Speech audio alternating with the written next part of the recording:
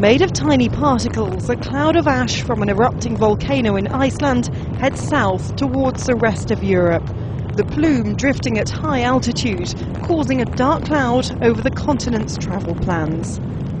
This ash cloud might be causing widespread disruption, but it's impossible to see what's causing the problem because the cloud itself is 6 kilometers above the Earth's surface.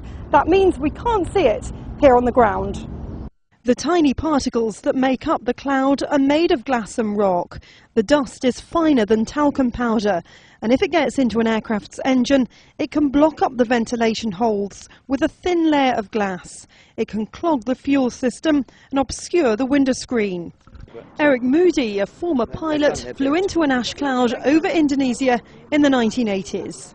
We glided the aeroplane down to 12,000 feet, and the first one started up at 13,000 feet. We got all four going again, and eventually we had to shut one more down, so I had 5 engine failures in 20 minutes. Experts say the volcano could keep erupting, which would mean more problems for the aviation industry. The cloud of ash and gas from the activity that's occurred so far is going to spread out and disperse within a few days.